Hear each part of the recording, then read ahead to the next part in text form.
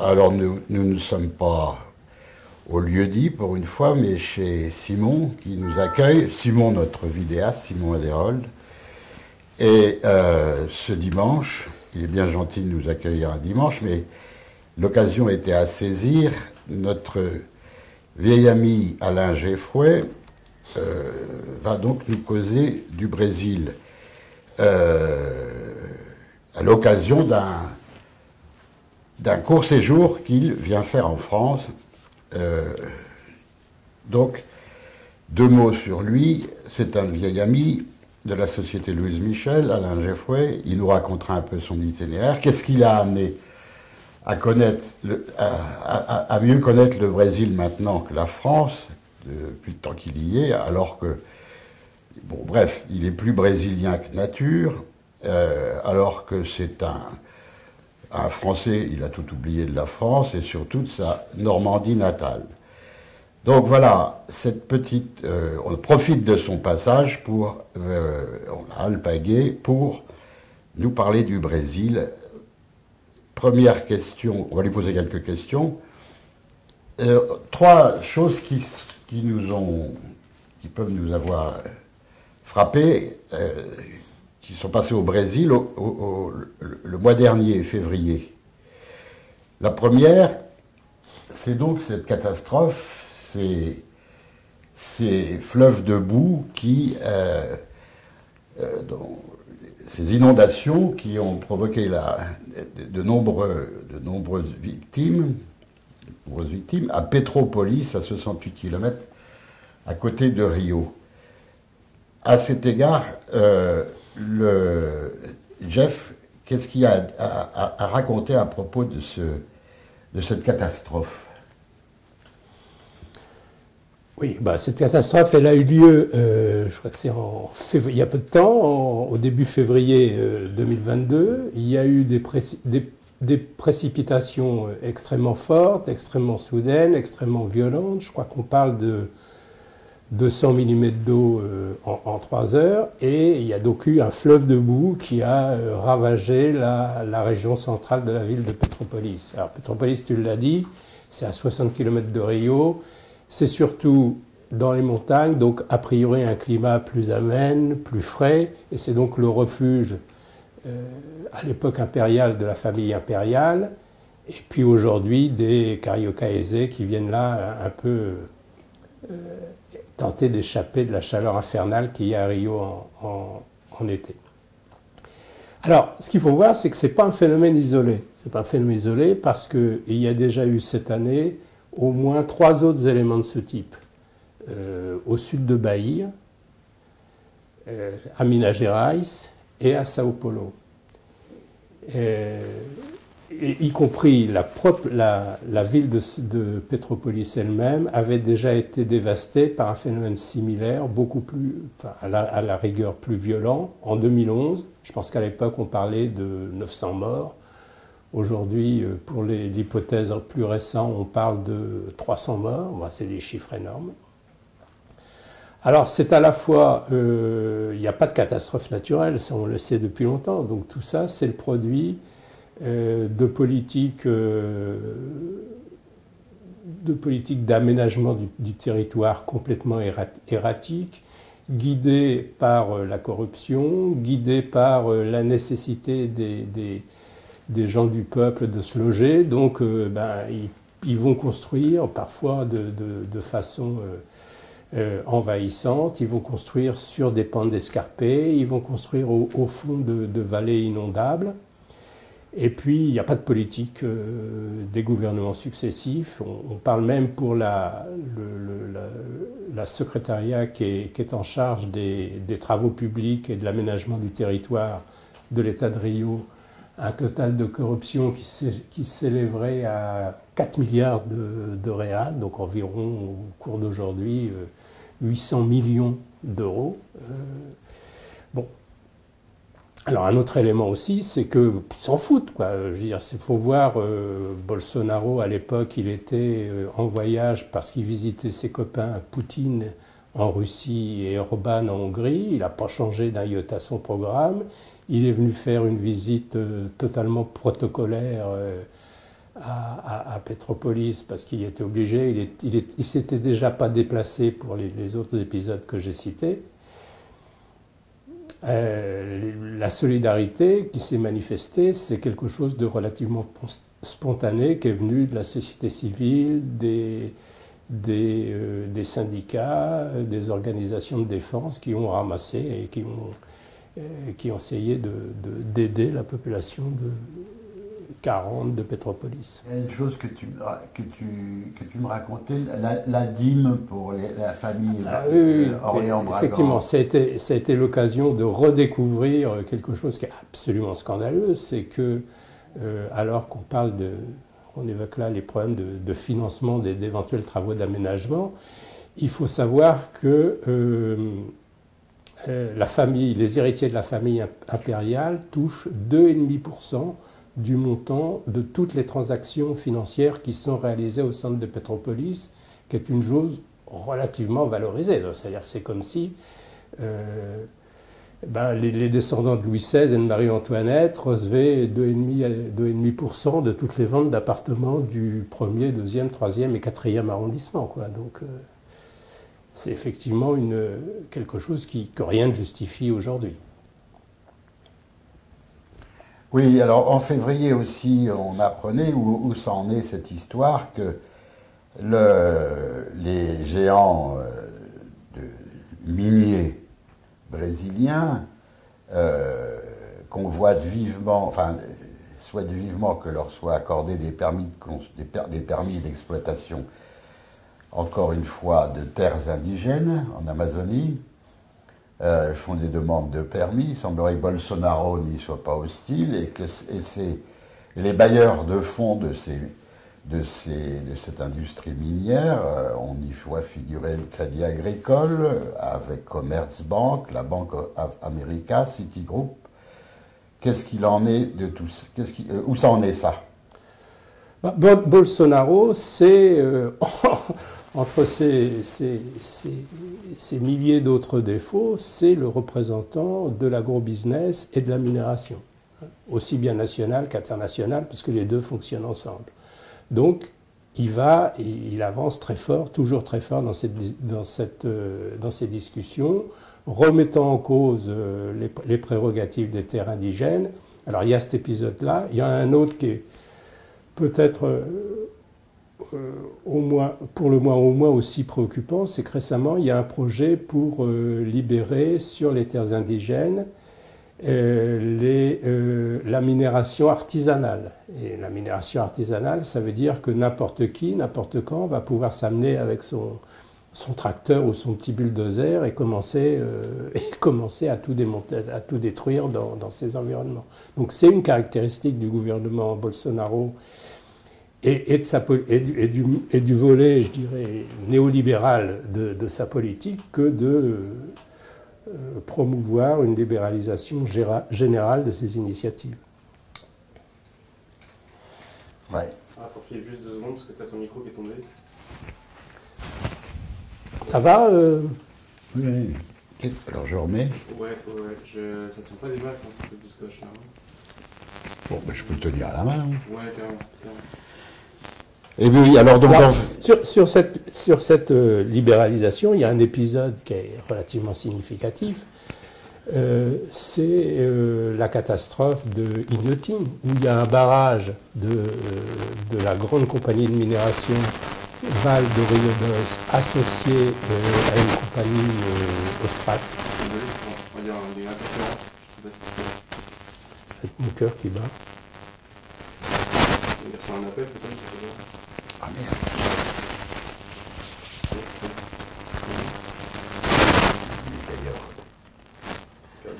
Ah, c'est passé. Le mien, je l'ai mis en mode... Ouais, c'est hyper bizarre, vous avez comme ça. Faire le câble peut-être Ouais, c'est le câble, ok, d'accord. D'accord, ok, ouais. Pas... Je me mets en mode avion. Ok, je peux t'arrêter, mais sinon on n'entend vraiment rien. Donc...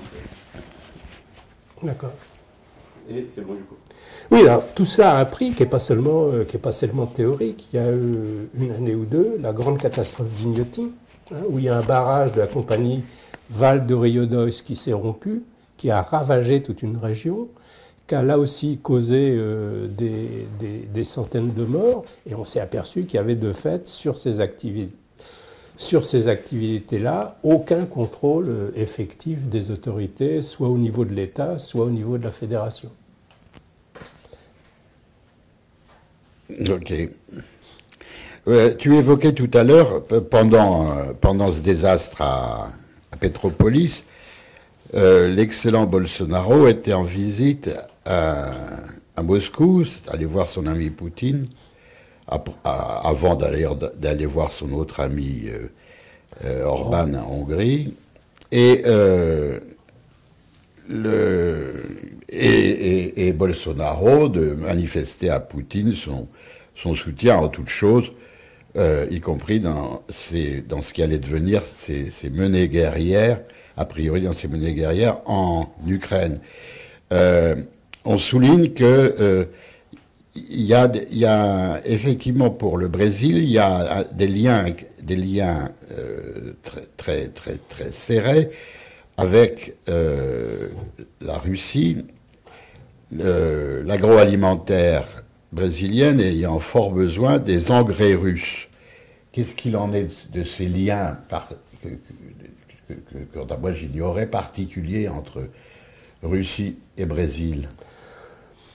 Je pense que les liens entre Russie et Brésil, je ne sais pas si on peut les attribuer immédiatement à Bolsonaro. Y compris, il y a des alliances qui datent a priori, qu'on ne peut pas condamner comme ça, qui datent de l'époque Lula-Dilma, où le Brésil fait, en opposition au G8, G7, G20, met en avance l'alliance des BRICS, Brésil, Russie, Inde, Chine et Afrique du Sud. Bon, donc il y a des liens. Et donc, a priori, ils ne sont pas purement et simplement condamnables. Ce qui est beaucoup plus compliqué, c'est Bolsonaro, il s'insère dans l'extrême droite internationale. Son élection, il y a participation, on ne saura jamais à quel niveau, de l'extrême droite internationale. Bolsonaro et ses fils rencontrent avant et pendant les élections brésiliennes plusieurs fois Steve Bannon, par exemple. Ils ont des liens d'amitié proclamés avec Trump. Donc, à mon avis, c'est plutôt ça qu'on doit lui reprocher. De même que effectivement, il va voir Poutine et Orban, pas simplement pour des raisons économiques, mais aussi parce qu'il a un projet de tisser des liens avec l'extrême droite internationale. Bien, bon, et alors, revenons un peu à la situation générale. Alors, il y a un reflux de la pandémie, quelle est la situation sanitaire? Et puis tu nous diras aussi deux mots de la situation économique générale, et puis de la situation sociale. Oui. Bon, c'est clair que l'épidémie de Covid a été difficile pour tout le monde et a atteint le monde entier. Au Brésil, ça prend une dimension particulièrement dramatique à cause de l'attitude de Bolsonaro. C'est-à-dire que Bolsonaro a une responsabilité dans la mort de centaines de milliers de Brésiliens. Rappelons les chiffres. Il y a au jour d'aujourd'hui plus de 650 000 morts du Covid au Brésil. On se rappelle tous les épisodes, par exemple, lorsqu'il y a une vague de Covid en fin 2020 en Amazonie, où les gens... il y avait une espèce de marché noir des bouteilles d'oxygène qui s'était instauré, parce que il n'y avait plus d'oxygène pour aider les gens qui étaient en situation difficile. Dès le début de la pandémie, Bolsonaro dit c'est un truc qui a été inventé, dans le langage de Bolsonaro, pour niquer mon gouvernement. Donc c'est le négationnisme. Pour lui, alors on se rappelle de ce qu'il disait, c'est une petite grippe, c'est une maladie de fillette, etc., etc.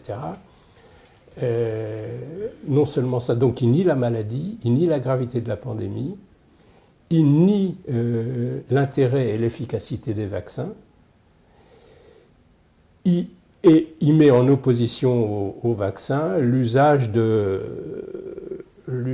médicaments miracles comme, alors on les connaît, hein, c'est la chloroquine, l'ivermectine et toutes ces choses. D'ailleurs, il cite fréquemment, Bolsonaro et sa bande citent fréquemment le professeur Raoult comme étant le grand gourou de la médecine qu'on empêche de s'exprimer à tout prix.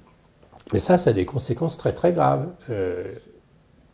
Là, le Brésil va avoir un retard au début de la vaccination de 1 ou 2 mois, dans lequel effectivement beaucoup de gens vont mourir.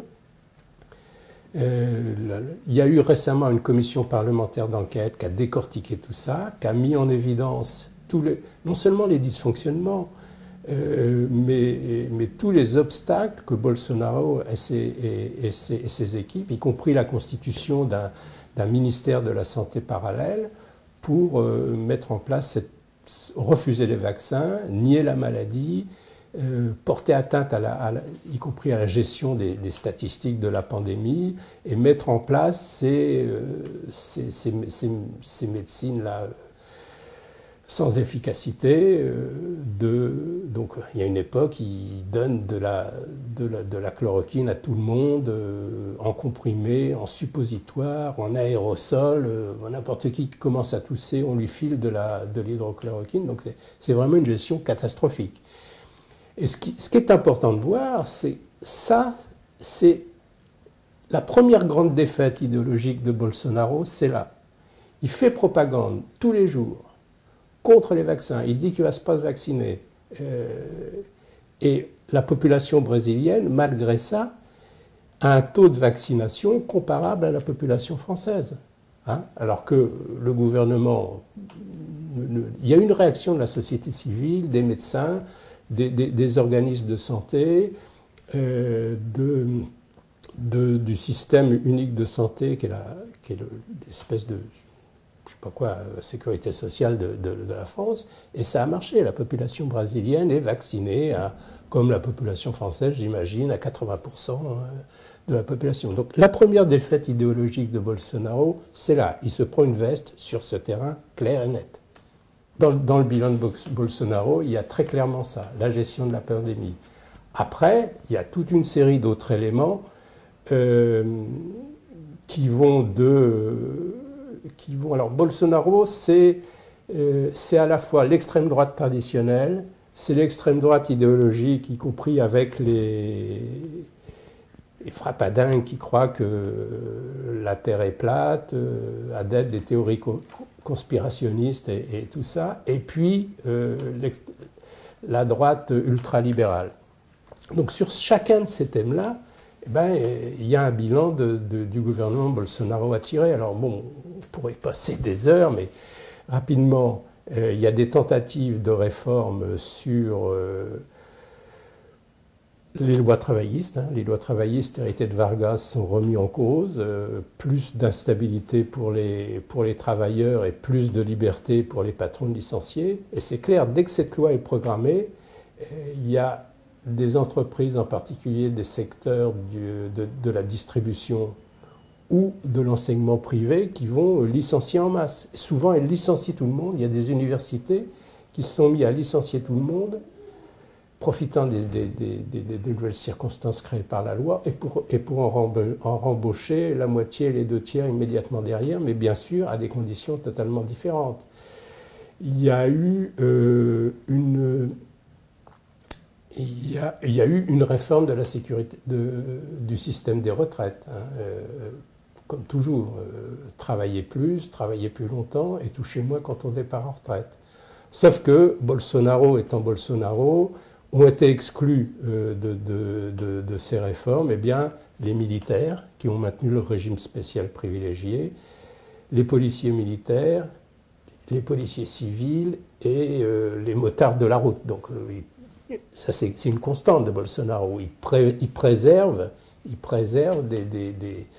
des corps sociaux qui sont censés le soutenir.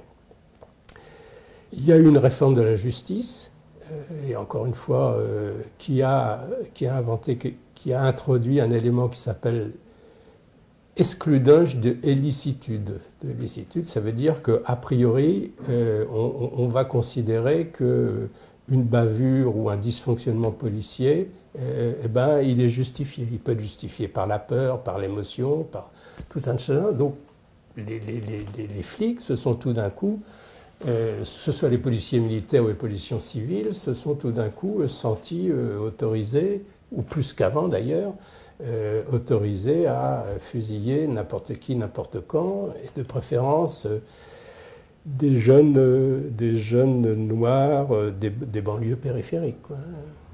Donc ça c'est plus une série d'autres éléments. C'est clair que sous Bolsonaro et ses ministres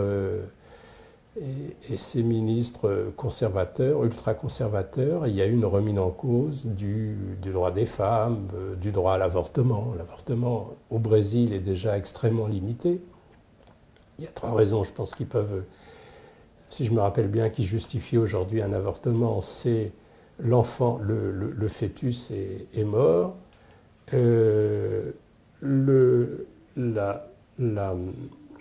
la grossesse est le fruit d'un viol, et la grossesse met en danger, met en péril la vie de la mère.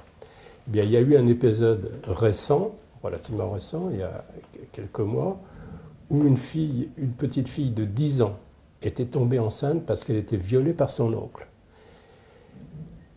Eh bien, il y a eu une mobilisation du banc et de l'arrière-banc des bolsonaristes, qu'on appelle nous les bolsonaristes authentiques aussi, cette fraction idéologique des fascistes, hein, pour s'opposer à la réalisation de l'avortement. Et donc il a fallu une mobilisation de la société pour maintenir ce droit. Et la pauvre petite fille est passée, pour se rendre à la clinique où l'avortement a finalement été fait, elle a dû faire le passage caché sur le plancher d'une voiture, alors qu'il y avait des autres connards là, qui l'insultaient et brandissaient je ne sais quelles images et je ne sais quel crucifix pour s'y opposer. Donc ça, ils font ça parce qu'ils se sentent autorisés et encouragés par le gouvernement. Mais d'où ça te vient? C'est-à-dire, oui, on sait, tu vis là-bas, mais qu'est-ce qui t'a amené là-bas? Et depuis combien de temps? Qu'est-ce que tu y faisais? Et qu'est-ce qui fait que tu t'y es attaché? Tout simplement, j'ai rencontré ma compagne, que tu connais, Sandra, à la fin des années 70, alors qu'elle était réfugiée en France, à la suite d'un parcours un peu erratique au gré des avancées et des reculs, et malheureusement plus de reculs que d'avancées, de la révolution en Amérique latine. Et donc, je l'ai suivi là-bas. Ces histoires-là sont toujours un peu plus compliquées, mais on ne va pas rentrer dans les détails. Je l'ai suivi là-bas et j'ai commencé à habiter au Brésil à partir ça fait maintenant presque 40 ans, avec des allers-retours de temps en temps. Alors, tu connais la fille de Sandra, la réalisatrice Flavia Castro, a fait un beau film où elle raconte au moins partie de cette histoire, l'histoire de sa mère et de ses parents, qui s'appelle, en français, je crois, Lettres et Révolution, c'est ça? Donc voilà pourquoi je me Et qu'est-ce que tu faisais comme tu mangeais comment là-bas? Là-bas, je mangeais. Moi, je suis de métier informaticien, donc je faisais de l'informatique au Brésil. Bien. Maintenant, je suis retraité.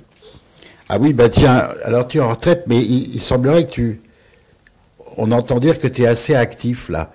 Et d'ailleurs, tu t'exhibes avec des t-shirts. Tu pourrais nous raconter un peu qu'est-ce qui est inscrit, qu'est-ce que ça veut dire, et de quoi il retourne? Eh bien, moi je suis actif, j'essaye de me maintenir au niveau, hein, et donc j'interviens au sein d'un groupe qui s'appelle le Réseau Emancipa, qui se définit comme un mouvement social d'éducation populaire. Hein. Et donc, Emancipa, c'est quelque chose qui m'a, dès que j'en ai entendu parler, qui m'a fort intéressé, parce que la gauche doit absolument disputer l'influence qu'ont les églises évangéliques réactionnaires. Je dis les églises évangéliques réactionnaires parce qu'il y en a d'autres qui sont tout à fait intéressantes et tout à fait progressistes, mais ne doit pas abandonner les populations des favelas et des quartiers périphériques à ces églises. Et doit donc aller vers elles et proposer des choses qui servent. Il y a l'éducation est complètement inégale, complètement injuste au Brésil, et c'est encore pire quand on parle de l'accès aux universités. Et en plus, ça a encore empiré pendant la pandémie. Donc ce que fait Emancipe, c'est qu'elle propose l'accès aux universités, il est inégal parce qu'il est régi par un concours. Et un concours basé sur le principe de la méritocratie au CEGEA. L'accès est égal pour tout le monde parce que c'est un concours et c'est les meilleurs qui vont passer. Bon, sauf qu'il y a d'un côté des gens qui ont accès aux meilleures écoles, aux meilleurs supports, aux meilleurs appuis, aux meilleurs instruments d'études, et puis de l'autre, des populations complètement défavorisées, avec un système scolaire qui d'ailleurs s'est pas mal amélioré sous le gouvernement Lula, mais qui est encore déficitaire, où il n'y a pas toujours le bon nombre de profs. Bon, en plus, de toute façon, ils n'ont pas forcément l'argent pour aller à l'école, ou ils ont besoin de travailler, ou ils n'ont pas l'argent pour bouffer à midi, donc c'est très compliqué. Nous, on essaye d'inverser un peu ça, hein, et de proposer des actions de support pédagogique. Donc, on donne des compléments pour mieux les préparer à ces concours. Et moi, je donne des cours de physique et chimie, parce que c'est globalement ce que je sais faire. Alors, deux choses. Enfin, c'est pas un projet assistentialiste. Hein. C'est clair qu'il y a, comme je disais, c'est un projet politique qui vise à disputer l'influence des églises réactionnaires dans ces quartiers. Et donc, on donne des cours, mais aussi on a des discussions sur pourquoi il faut lutter, pourquoi il faut se battre contre ces injustices, contre ce système éducationnel injuste, pourquoi c'est important que la gratuité des transports soit mise en place, enfin toute une série de thèmes qui sont reliés directement ou indirectement au problème de l'éducation. Et ça marche bien, ça marche bien. Alors, ça marche bien parce qu'on a beaucoup de profs, on a beaucoup d'élèves, peut-être plus qu'on ne pourrait en traiter. On a un principe, on ne demande pas d'argent et on ne refuse personne à l'entrée. Donc, sauf qu'il y a des moments où, au début, à San Gonçalo, ce qui est une ville périphérique de Rio, une ville de transition ouvrière qui était appelée à un moment la Manchester du Brésil. Parce qu'il y avait un tissu industriel très fort, maintenant, bon, un peu moins. Mais c'est une grande ville ouvrière, une grande ville de travailleurs, une grande ville noire. C'est une des villes où il y a la plus grande population noire au Brésil. Difficile, avec là aussi une forte présence des évangélistes. Mais on reçoit tous les ans 1000, 1200 candidats pour nos écoles. Alors, on trouve toujours des moyens de les traiter. Après, on a ce principe de refuser personne. Mais c'est effectivement un instrument, une façon de lier des liens avec ces populations qui marchent, qui fonctionnent. On n'est pas les seuls à faire ça. Hein. Moi, je te l'ai dit, mais au Brésil, je suis bien sûr membre du PSOL, le Parti Socialisme et Liberté, qui a maintenant une vingtaine d'années. Le PSOL admet des tendances publiques, reconnaît les tendances publiques. Je participe d'une tendance qui s'appelle le mouvement de la gauche socialiste, qui appartient à la grande tradition moréniste de l'Amérique latine. Non, je ne sais plus ce que j'allais dire. Non, mais poursuis. Et puis tu fais des traductions aussi. Oui, voilà, je fais des traductions, des petites choses. J'ai plus l'âge de descendre dans la rue, et faire le coup de poing et de coller des affiches. Hein. Bon. Donc, oui, je traduis pas mal de choses, du français vers le portugais, du portugais vers le français. Mais ma grande activité militante, c'est Émancipe. C'est quelque chose d'intéressant, et on voit les résultats, parce que, bon, il y a tout de même les inégalités que je mentionnais sont seulement partiellement, mais en partie corrigées par un système de quotas sociaux et raciaux à l'entrée des universités publiques ou de certaines universités publiques. Donc on a des jeunes qui viennent de nos rangs et de nos cours qui rentrent à l'université, et bon, c'est toujours gratifiant. En plus, ils nous écrivent des lettres et pour nous remercier, pour dire... Je sais pas, et il y a une constance dans toutes ces lettres. Ils disent... La première chose qu'ils disent, c'est pas qu'on leur a appris quelque chose. C'est qu'on a été les premiers à leur faire confiance et que c'est ça qui les a aidés. Bon. Ben voilà un message qui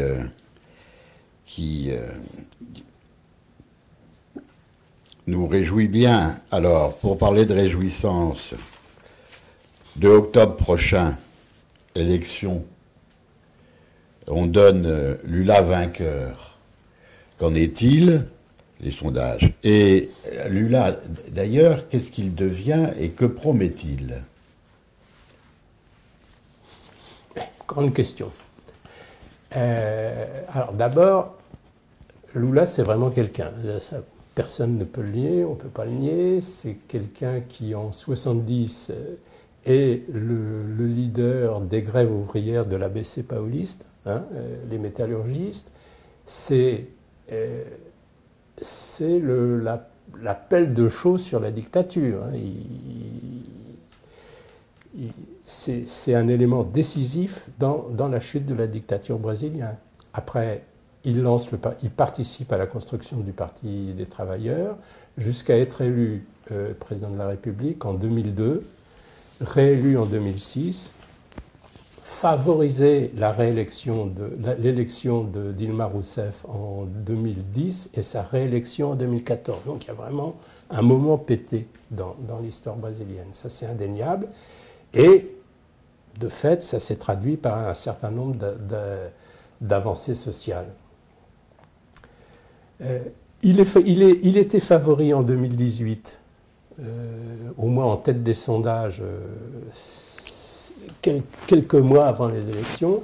Il n'a pas pu participer parce qu'il y a eu des manœuvres judiciaires ou infondées ou illégales qui l'ont tiré du jeu et qui d'ailleurs l'ont mis en prison pendant plus d'1 an. Le tribunal supérieur fédéral est revenu sur ces condamnations, soit les a purement et simplement annulées, soit a renvoyé l'enquête à la case départ. Donc Lula est aujourd'hui libre et peut participer à ces élections dont il est le favori. Il est le favori, ça ne veut pas dire qu'il est déjà élu, hein, malheureusement, mais bon, il est favori. Bolsonaro, il a un certain nombre d'avantages et un certain nombre de problèmes. Son principal avantage, c'est qu'il est au pouvoir. Et que donc, on l'a vu récemment, changer complètement sa tactique politique, renoncer à toute une partie de ses excès verbaux et s'associer à une espèce de marais politique au centre de la vie brésilienne, de la vie politique brésilienne, qui s'appelle le gros centre, qui sont, je dirais, des courtiers en corruption. Donc c'est des gens qui s'achètent et qui achètent n'importe qui. Donc Bolsonaro a fait marcher la machine à billets pour distribuer de l'argent à ces gens-là, pour favoriser leur implantation locale. Il a lancé un programme d'assistance qui s'appelle Bourse Brésil, hein, qui est une petite extension de ce qu'avait fait le PT avec la bourse famille. Bon, il va lancer une relative augmentation des fonctionnaires publics, peut-être pas tous les fonctionnaires publics, mais sûrement, encore une fois, les policiers, les gardiens de prison, etc., etc. Mais il balance de l'argent dans la société brésilienne. Il est désespéré. Hein. Est-ce qu'aujourd'hui, il ne serait pas réélu? Et avec un détail, il a une série de casseroles judiciaires, celle-là authentique, qui lui colle au cul, que ce soit le sien ou que ce soit celui de ses fils, de sa femme, de son ex-femme, de sa mère, etc. S'il est pas, le fait d'être président, ça lui garantit une impunité que, bien sûr, il risque de perdre plus tard. Mais enfin, il a ça, mais en même temps, il s'était fait le chantre de l'anticorruption et on voit que son gouvernement est rattrapé par les phénomènes de corruption. Et le simple fait de se rapprocher de ce centron, c'est tout ce qu'il avait dénoncé et honni en 2018. Hein. Il fait campagne en 2018 sur le thème « Je suis l'homme du renouveau ». Tout ce qu'il y a là, c'est mauvais, ça a été fabriqué par Lula, c'est lié à Lula, il faut s'en débarrasser. Et aujourd'hui, il se tourne vers une partie de ces gens-là, ce qui paradoxalement peut lui poser un problème pour maintenir ce qu'on appelle son noyau dur, c'est-à-dire 20 ou 25% de l'électorat très anticommuniste au sens antique du terme, qui voit Lula comme le prédécesseur des chars russes qui vont débarquer au Brésil. Donc, et ces gens-là sont un peu décontenancés par ce nouveau discours de Bolsonaro. Donc c'est ça, les possibilités de rebond et en même temps les limites de Bolsonaro. Lula, le problème de Lula est difficile. Encore une fois, c'est assez difficile d'expliquer le phénomène Lula parce que c'est à la fois un phénomène extrêmement positif et en même temps, il y a des tas de choses qui doivent être discutées et critiquées dans la façon dont Lula a conduit, ou le PT ont conduit les affaires du Brésil jusqu'ici, et qu'ils envisagent de le faire après les élections. Y compris parce que Bolsonaro n'a pas été élu par miracle. Hein. Il faut expliquer pourquoi, par exemple dans les grandes villes du sud-est du Brésil, où Lula ou le PT faisait aux élections présidentielles au deuxième tour 65, 70, 80% des voix, c'est Bolsonaro qui réalise ces scores en 2018. Parce qu'il y a eu autour de Lula et du PT un phénomène d'espoir déçu, de sentiment de trahison, une perception de la corruption. Alors le PT n'a pas inventé la corruption, mais il y a participé au moins aussi largement que les autres, et tout ça, ça conduit à créer en 2018 un sentiment qui a porté Bolsonaro au pouvoir, au moins en partie. Hein. C'est-à-dire que dans le refus de Lula et du PT en 2018, il n'y a pas qu'un anticommunisme ou un antisocialisme primaire. Il y a une perception de phénomènes difficiles à expliquer autour du PT. Et le deuxième point par rapport à la candidature Lula d'aujourd'hui, c'est qu'il veut reproduire tout ce qu'il y a eu d'inadéquat dans ses précédents gouvernements, hein, c'est-à-dire gouverner avec et pour la bourgeoisie. Ce qui fait que les gens ne s'y reconnaissent plus. Et donc, en particulier, en ce moment, il multiplie les tentatives pour se trouver en direction de la droite, du centre et de la droite. Hein. Et ça se traduit, par exemple, vous avez peut-être vu ça, par les appels à constituer parce qu'au Brésil, il y a un binôme président-vice-président aux élections présidentielles. Il va chercher un président dans les rangs de la droite, qui s'appelle Alckmin, qui est l'ancien gouverneur de São Paulo, qui est un type Alors aujourd'hui, il vient récemment d'adhérer au Parti socialiste brésilien. Mais il n'est pas socialiste. Si on le projetait sur le champ politique français, il serait nettement plus proche de Pécresse que de Mélenchon. Il ne faut pas hésiter à le dire. Bon, donc voilà la situation. Tu vas parler des débats dans le... Ça va? Tu vas parler des débats dans Oui, l'extrême gauche? C'est le moment, oui. Évoque-nous, s'il te plaît, l'état des discussions, des débats au sein de la gauche, pas de ce pseudo-parti socialiste que tu évoquais tout à l'heure, mais bon, dans ce qu'on va... dans la gauche, donc l'état des discussions. L'état des discussions, d'abord, il y a un consensus dans la gauche ou la gauche de la gauche, c'est qu'il faut battre Bolsonaro, c'est clair, et que donc ça veut dire tous ensemble, sans retenue, derrière Lula au deuxième tour des élections présidentielles. Mais au PSOL, il y a une partie du PSOL. Alors le PSOL subit forcément la pression d'un vote, comme on dit aujourd'hui maintenant, du vote utile, on dit maintenant vote efficace en France ou quelque chose comme ça, dès le premier tour. Bon, ça c'est difficile parce que on pense qu'il faut maintenir au premier tour une voix indépendante, résolument anticapitaliste, résolument socialiste, internationaliste, anti-impérialiste, qui pose le problème du pouvoir, qui pose le problème de la gestion de la dette, qui pose le problème de la répartition des richesses, ce que Lula ne fera pas, très clairement. Mais ça, cette position... Donc on a un candidat d'ailleurs, candidat potentiel, qui s'appelle Glauber Braga, qui est un jeune député du PSOL de Rio de Janeiro, d'ailleurs de Petropolis. Mais bon, la majorité du PSOL, pour le moment, a refusé d'adouber cette candidature. La proposition qu'ils ont, c'est de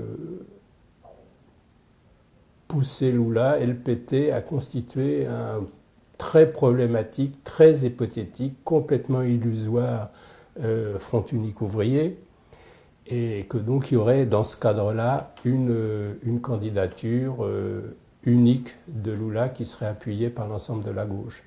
C'est pas ce que le PT essaye de faire et c'est pas ce qui va se faire. Je l'ai dit, le PT en ce moment, il cherche un candidat, il cherche une alliance électorale et une alliance de gouvernement avec les partis de droite et du centre. Donc on va bien voir, le PSOL va devoir confirmer ou infirmer cette décision dans les semaines qui viennent ou dans 1 ou 2 mois. On va voir si ceux qui avaient refusé la candidature indépendante pour constituer un front unique vont enfin constater que ce n'est pas ce qui est en train de se faire et appuyer la candidature de Glauber Braga, éventuellement d'un autre, une candidature indépendante ou pas. On verra s'ils sont cohérents avec ce qu'ils disent. Alors, ce qui est clair, cette pression, elle est très forte et elle a déjà produit un certain nombre de sorties de dirigeants du PSOL ou d'autres composantes de la gauche dans un regroupement politique qui sont les grandes manœuvres électorales de Lula. Lula, il a éventuellement beaucoup de défauts. Il y a un truc qu'il n'a pas, c'est que c'est un fin politicien. Ça, c'est indéniable. De ce point de vue-là, il donnerait des leçons à beaucoup, en France, au Brésil ou dans le monde entier.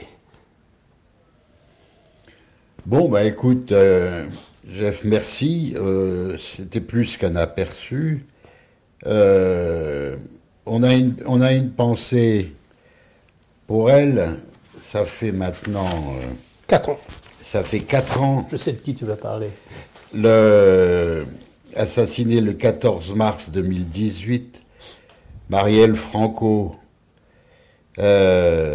Rappelle-nous cette belle figure. Qu'est-ce qu'elle est-elle au Brésil? Son nom résonne-t-il encore? Et puis, voilà, tu nous en dis deux mots, puis on dédiera ton intervention à la belle image de Marielle Franco. Ouais. De fait, c'est une tragédie.